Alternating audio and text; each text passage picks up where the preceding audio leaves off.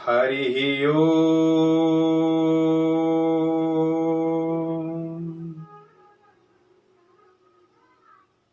जय सतगुरुदेव। ओम निखिल। मैं मधुरानंद श्री गिफ्ट आज निखिलोपनिषद के इस 6वें भाग में आपके सामने वह 6वां श्लोक रखने जा रहा हूं जो मानव जीवन के लिए प्रेरणाप्रद है, अनिवार्य है। मानव जीवन में जो संस्कार होने चाहिए, और जब व्यक्ति सफलताएं अर्जित करता है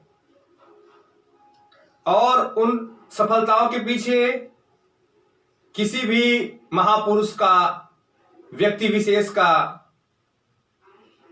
जो सहयोग होता है, उस सहयोग को प्राप्त करने के पश्चात मन में एक धारणा रह जाती है कि हे प्रभु, मुझे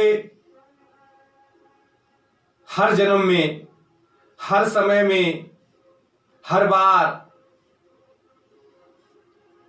इसी व्यक्ति विशेष का सहयोग मिलता रहे। कोई भी व्यक्ति असफल नहीं होना चाहता, कोई भी व्यक्ति पतन के रास्ते जाना नहीं चाहता। संसार का चाहे वह कोई भी व्यक्ति हो, सभी सफलताएं अर्जित करना चाहते हैं, किंतु कई लोग गलत रास्ते से सफलताएं अर्जित करने लगते हैं। इसका तात्पर्य यह है कि उसका जो पथ प्रदर्शक था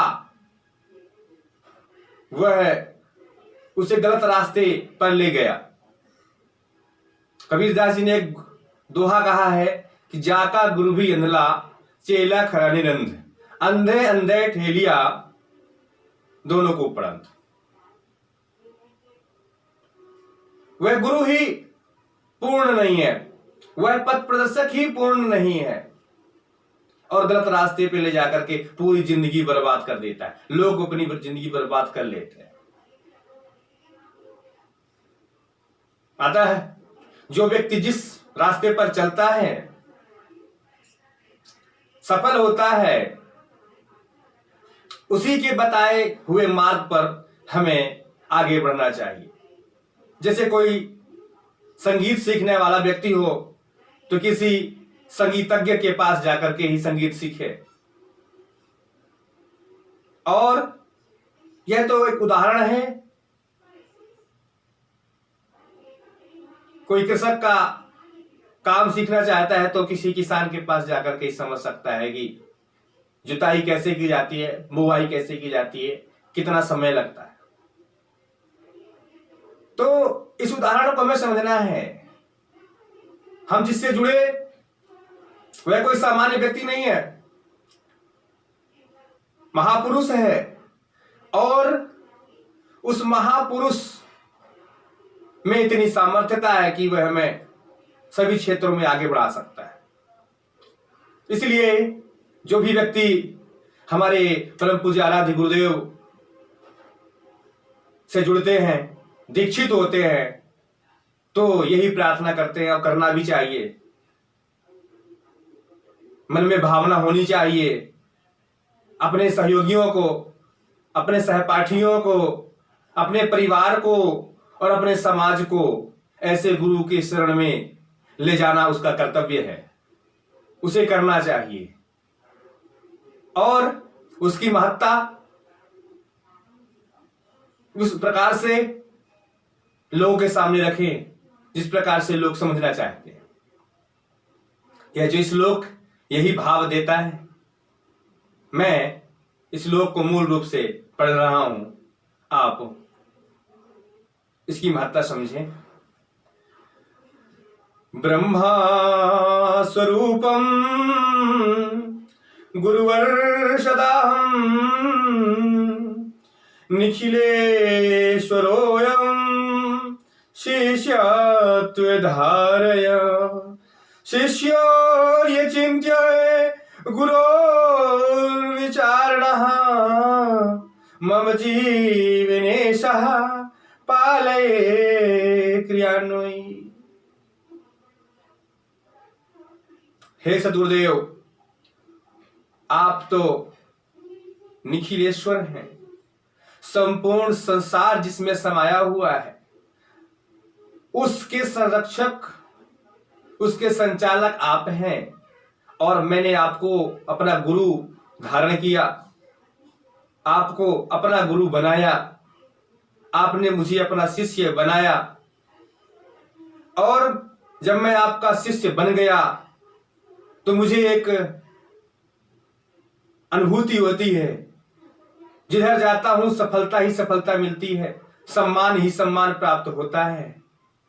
और यह भावना प्रत्येक शिष्य तभी समझ सकता है जब अपने हृदय में गुरु को धारण करे, गुरु तत्वों को धारण करे।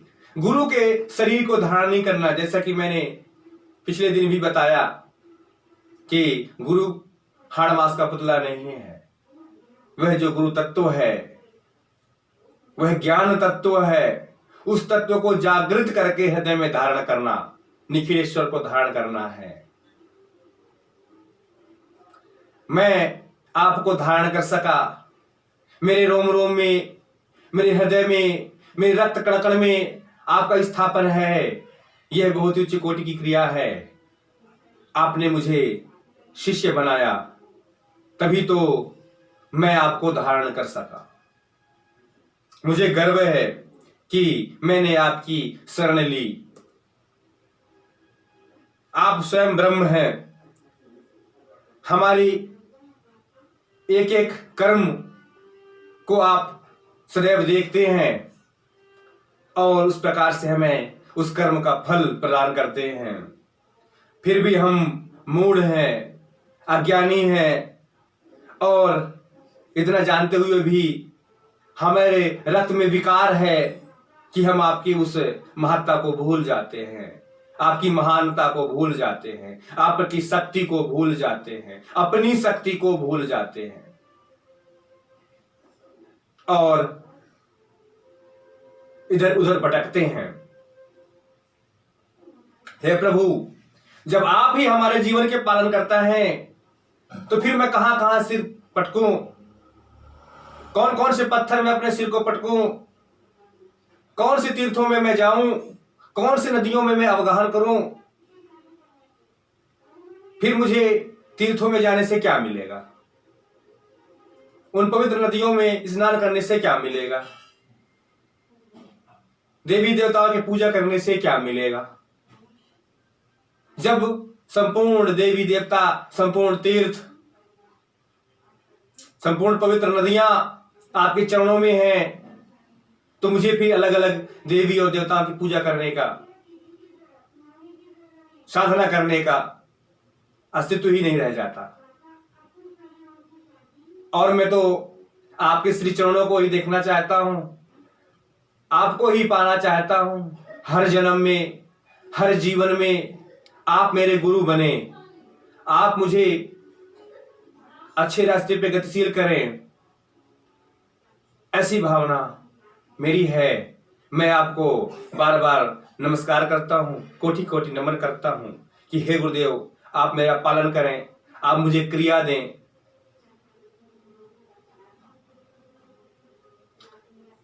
इस प्रकार से इसका मूल भाव मैंने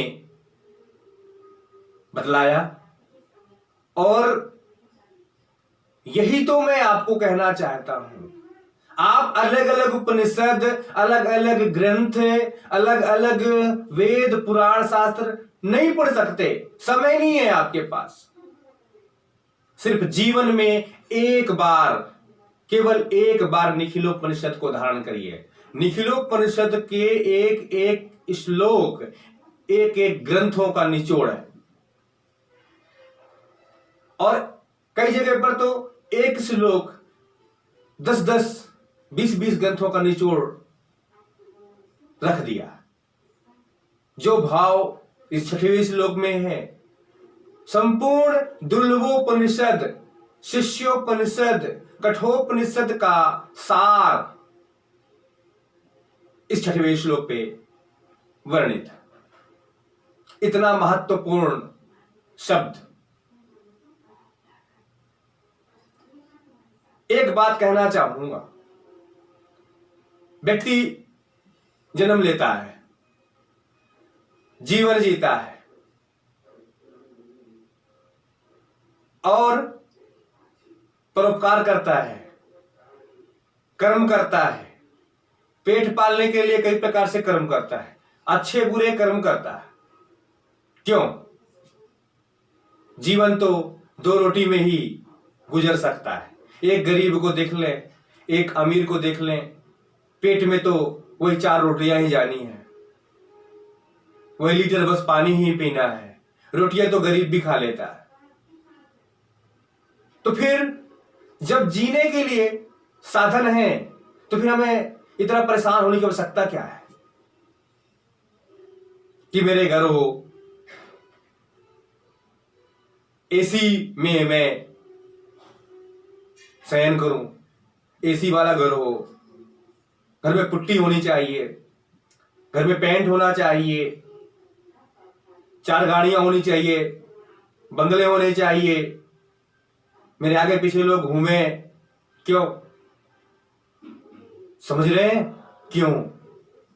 सिर्फ और सिर्फ इसका एक ही लक्ष्य होता है।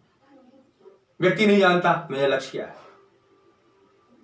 मैं बताऊं, व्यक्ति का लक्ष्य सिर्फ इतना होता है, एक ऐसी बात प्रकृति ने रख दी इस मानव शरीर में, जिसे हम कहते हैं हम गलत रास्ते पे, हम अहंकार, क्रोध, लोभ, मोह, अलग अलग प्रकार से लोग बता रहे हैं, लालच, झूठ, सब छोड़ दो। मैं ऐसा नहीं कहना चाहूंगा। सबकी आवश्यकता है कि लालच नहीं होगा तो हम कर्म नहीं करेंगे, ईर्ष्या नहीं होगा तो हम आगे बढ़ना नहीं चाहेंगे, अहंकार नहीं होगा तो गर्व नाम की चीज भी नहीं होगी। ये मेरा मत है। मैं आपको एक नया जीवन देना चाहता हूं। मैं नहीं देना चाहता, मेरे गुरु ने ऐसी बात कही, वह बात आप लोगों तक पहुंची हो, लेकिन कैसे, वह नया जीवन कैसे मिलेगा? सबसे पहले इस भाग में जो महत्वपूर्ण जो बात है वह यह है कि आप यह जाने कि जीवन क्यों मिला। सभी लोगों ने बता दिया जीवन तो भगवान की पूजा कर, सिर्फ हाथ जोड़ने के लिए जीवन मिला? नहीं। हम अपने अंदर उस शक्ति को समाहित करें, उस शक्ति को समाहित करने के पश्चात ऐसे कर्म करें, ऐसे कर्म करें कि हमारे अनुयायी भी देख करके वैसा ही कर्म करें और यह पृथ्वी में मानव जीवन चलता रहे, फले फूले आनंद युक्त पृथ्वी लहलहाती रहे, हरी भरी। इसलिए जीवन दिया, सिर्फ इसलिए जीवन नहीं दिया कि हाथ जोड़ करके पत्थरों में अपना सिर पटके। यह तो संस्कार की बात है, मैंने पहले भी बताया है। पूजा क्यों करना चाहिए, पूजा होती क्या है, मेरे पिछले वीडियोज हैं, पूजा क्या है। और ऐसे ही गुरु क्या होना चाहिए, गुरु कैसा होना चाहिए, शिष्य को क्या करना है, परिवार में कलह क्यों बनती है।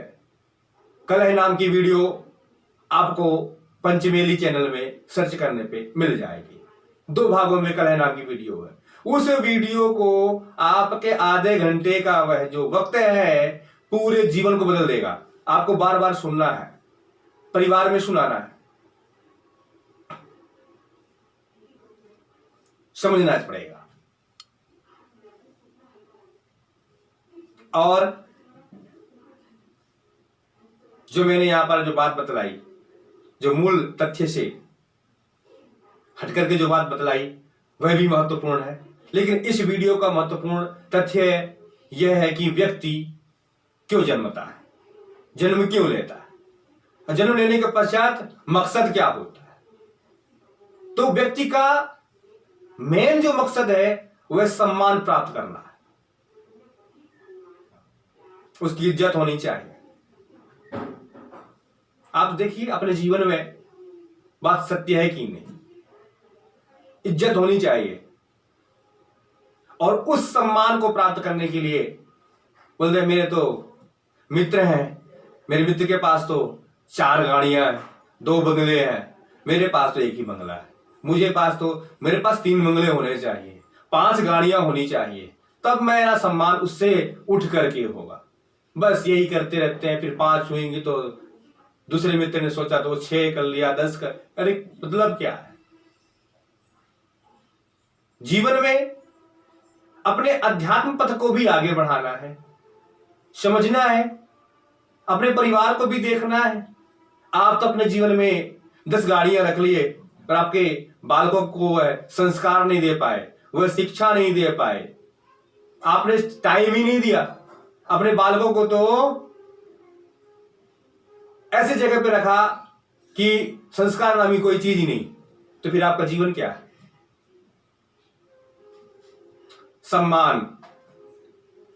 और यदि हमारे गुरुदेव सदगुरुदेव निखिलेश्वरानंद जी से जो जुड़ता है, जब वह सम्मान वैसे ही प्राप्त हो तो फिर क्या चाहिए? वो तो वही बात हो गई ना। तो बराबरी नहीं कर सकते। हो सकता है गांव में मैं बड़ा हूं, हो सकता है जिले में मैं बड़ा हो जाऊं तो दूसरा जिला वाला मुझे टक्कर देगा। अब सोच बढ़ती जाएगी, नहीं अभी तो मुझे प्रदेश लेवल पे आना है, स्टेट लेवल पे आ गए तो कंट्री में कोई ना कोई व्यक्ति बड़ा है, उस पे सोचने लगे अरे वो मुझसे बड़ा, उससे बड़ा हो रहा है। कंट्री में भी आगे आ गए, विश्व में बड़ा है। और ऐसे करते करते जीवन समाप्त। अरे आपका जीवन तो विश्व तक भी नहीं जा पाता, एक गांव में ही रह के कुएं का मंडप कुएं में ही घूम करके रह जाता है। अपने लिए 6 मिनट भी नहीं दे सकते। 6 मिनट। आप पूजा को क्या समझते हैं? आपने पूजा कर लिया, अगरबत्ती लगा दिया, ओम जय जगदीश हरे, ओम जय शिव ओमकारा, ओम जय अम्बे गौरी, बस। और ज्यादा हुआ तो 2 4 10 15 20 पंडित बुला लिए। आप दुकान पे सामान बेच रहे हैं, आप अपने कर्म में लगे, वो तुम मेरे नाम से कर देना। पंडित जी भी हाँ चलो ठीक है, पैसा मिल रहा है, नाम बोले हाँ तुम्हारा नाम बोल देंगे, तुम्हारी फोटो रख के पूजा हो जाएगी, तुम जाओ अपना कर्म करो। कर्म ही पूजा है। वो पंडित है ना, आपके गुरु नहीं है। आपने उनको आदेश दिया है, आप पर आदेश करने वाला होना चाहिए, जो आप पर आदेश करे। आप जिसका आदेश माने वह है आपका गुरु। और आपका गुरु यदि आपको गलत रास्ते पे ले जा रहा है, आपको अध्यात्म पथ से जोड़ नहीं रहा है, आपको ठोकर नहीं मार रहा है, तो वह गुरु नहीं है। वह तो आपकी प्रशंसा करके आपको डुबाना चाहता है। गुरु तत्व को पैसे से नहीं खरीदा जा सकता। हम पैसा तो इसलिए देते हैं कि गुरु ने जो संस्था खड़ी करी है, गुरु का तो एक ही कार्य है कि ज्ञान फैलाना। तो उसके भी पेट है, उसका भी परिवार है, उसकी भी संस्था है, 50 लोगों को नित्य भोजन कराता है, वह कहां से आएगा? आज के इस युग में ग्रंथों को प्रकाशित कराना, ज्ञान को ग्रंथों के माध्यम से, वीडियोस के माध्यम से सब जगह पैसा लगता है। इसलिए हमें पैसा देना चाहिए। और यदि गुरु आपसे पैसा लेता रहे, उसका उपयोग ही नहीं करे, वह पैसा भी सड़ जाएगा। क्योंकि लक्ष्मी एक नदी की तरह है। नदी जहां रुक गई, नदी का पानी जहां रुक गया, वहां सड़ांध पैदा हो जाती है। चलता रहता है, वह पानी शुद्ध हो रहता है, पीने योग्य रहता है। उसी प्रकार से लक्ष्मी है। लक्ष्मी अनवरत चलनी चाहिए, रुक गई सड़ांध पैदा हो जाएगी। इसलिए लक्ष्मी चलायमान है।